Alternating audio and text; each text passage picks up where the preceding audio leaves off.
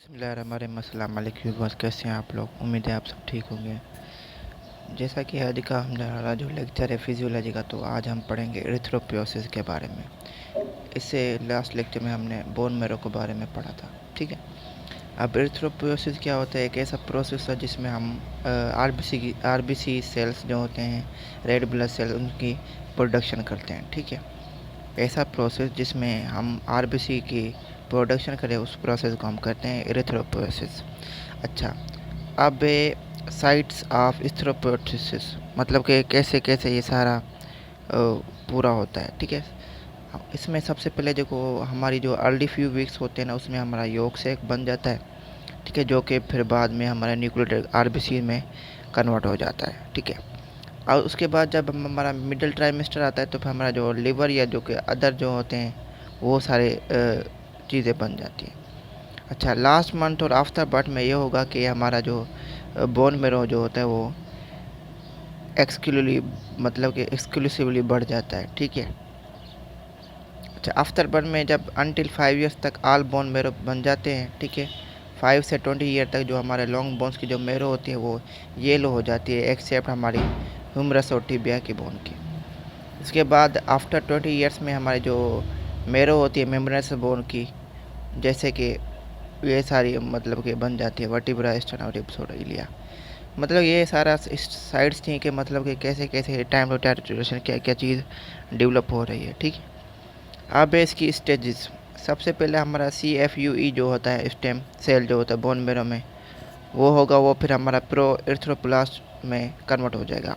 उसके बाद हमारा जो बेजोफिल जो क्रेथ्रोब्लास्ट होते हैं, जो कि वेरी लिटिल हेमोग्लोबिन होते हैं, वो कन्वर्ट हो जाएंगे पॉलीक्रोमेटोफिल क्रेथ्रोब्लास्ट में, जिनको हम इनिफ हेमोग्लोबिन कहते हैं।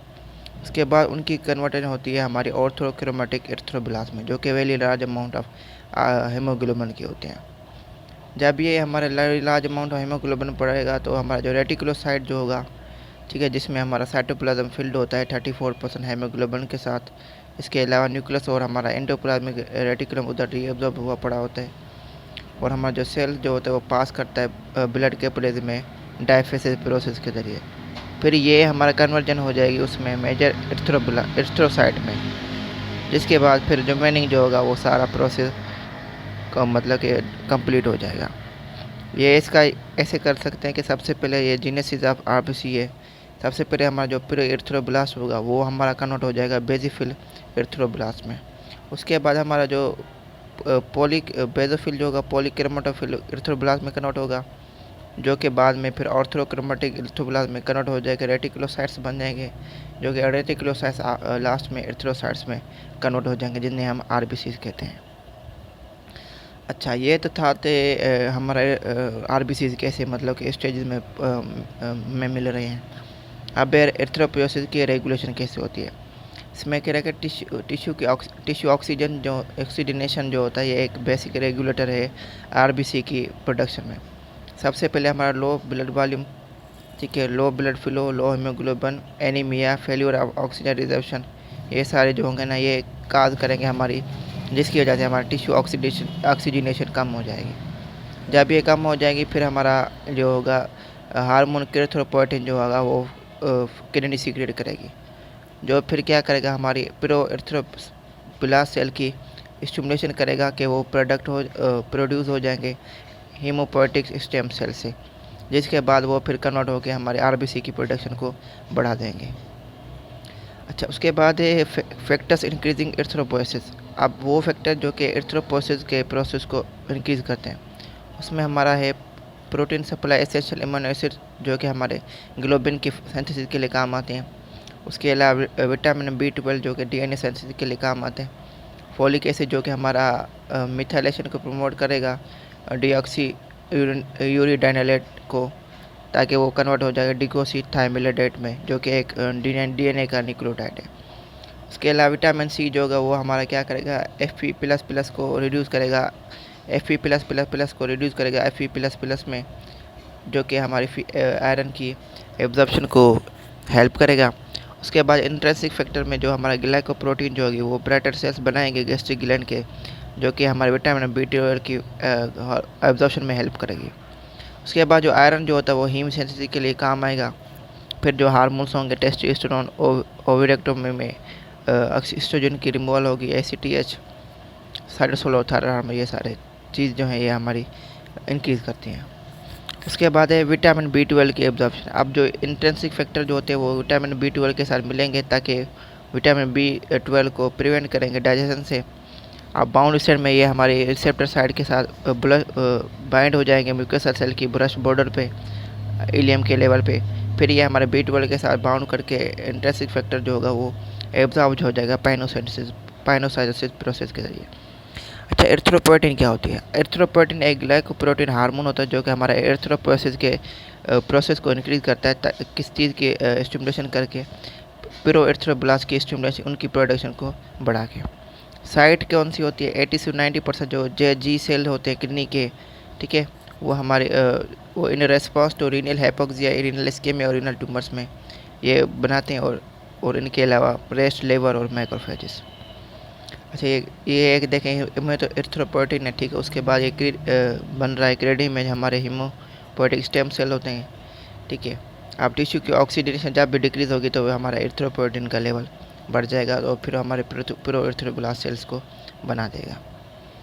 अच्छा, वो फैक्टर जो कि हमारे ऑक्सीडेशन को कम करते हैं उसमें blood volume, low blood volume में एनीमिया है, लो हीमोग्लोबिन है, पुअर ब्लड फ्लो है और पल्मोनरी डिजीज़ है। अच्छा, अब कह रहा है कि अगर हम एक जगह से दूसरी जगह तक मूव कर रहे हैं तो क्या आरबीसी का काउंट सेम रहेगा या मतलब कि चेंज होगा? जैसे भी आप इसमें कह रहा है कि अगर हम कराची से कोयटा तक जा रहे हैं तो आरबीसी जो होगा उनका काउंट सेम रहेगा। इसमें ये बता रहा है कि जो कोयटा में अगर हम जाएंगे क्योंकि उधर हायर एल्टीट्यूड है, ठीक है, तो इसकी वजह से उधर हमारा जो आरबीसी काउंट होगा वो बढ़ जाएगा क्योंकि उधर हाइपोक्सिया कम हो जाती है, मतलब कि ऑक्सीजन का लेवल कम हो जाता है। आरबीसीज़ का कोई भी न्यूक्लियस नहीं होता, ठीक है। फिर ये कैसे रहते हैं? ये आल्दो ये हमारे आरबीसीज़ जो होते हैं उनमें न्यूक्लियस नहीं होता, माइटोकॉन्ड्रिया ये, लेकिन उनके पास एक एंजाइम्स होते हैं ग्लाइकोलाइसिस के लिए, और इसके अलावा हेक्सो मोनोशंट होता है, मोनोफॉस्फेट शंट होता है जो कि ग्लूकोज को यूटिलाइज करता है एटीपी की प्रोडक्शन के लिए। इसी वजह से वो आरबीसीज़ अलाइव रहते हैं। अच्छा, इसके बाद लाइफ स्पेन आरबीसी का जो एक आरबीसी सेल का जो लाइफ स्पेन होता है 120 डेज़ होता है। उसके बाद हमारे जो एंजाइम्स होंगे वो डिप्लीटेड हो जाते हैं इस पीरियड के बाद, जिसकी वजह से आरबीसी जो है वो डिस्ट्रॉय हो जाता है। अच्छा, function of ATP in RBC. अब एटीपी का फंक्शन क्या होगा आरबीसी में? वो एक प्लेबिलिटी जो होगी उसको मेंटेन करेगा आरबीसी की मेम्ब्रेन की। इसके अलावा हमारे जो मेम्ब्रेन को मेंटेन करेगा ताकि उसके आयंस को ट्रांसपोर्ट कर सके। उसके अलावा हमारा जो RFE++ को इस फॉर्म में रखेगा, और इसके अलावा ऑक्सीडेशन ऑफ प्रोटीन को से बचाता है आरबीसी में। अच्छा, उसके अलावा है prevention of fragility of RBC membrane. अब हमारा जो SMP शंट होता है वो आरबीसी में हमारे NADPH2 प्रोवाइड करता है जो कि ग्लूटाथाइन को रिड्यूस फॉर्म में रखता है आरबीसी के मेम्ब्रेन में, जो कि हमारे फ्रेजिलिटी को प्रिवेंट करता है और हेमोलाइसिस आप आरबीसी से बच जाते हैं। अच्छा, उसके बाद है फ्रेजिलिटी ऑफ आरबीसी मेम्ब्रेन। अब जब भी हमारे आरबीसी 120 डेज तक रहेंगे उसके बाद जो एंजाइम्स जो होंगे HP शंट के वो डिक्रीज़ हो जाएंगे, जिसकी वजह से NADPH2 डिक्रीज़ हो जाएगा, जिसकी वजह से ग्लूटाथियोन जो होगा वो रिड्यूस हो जाएगा मेम्ब्रेन में, ठीक है, जिसकी वजह से फ्रेजिलिटी इंक्रीज़ हो जाएगी। तो फिर हमारी हेमोलाइसिस जो होगी वो इंक्रीज़ हो जाएगी। तो इसी के साथ आज का लेक्चर एंड करते हैं। उम्मीद है आपको लेक्चर अच्छा लगा। अगर आप हमारे चैनल पे फर्स्ट टाइम है तो लाइक, कमेंट और सब्सक्राइब करें, और इससे रिलेटेड कोई भी क्वेरी हो तो कमेंट कर सकें ताकि आपको जल्दी से जल्दी रेस्पॉन्ड किया जा सके। अपना ख्याल रखें। अल्लाह हाफिज़।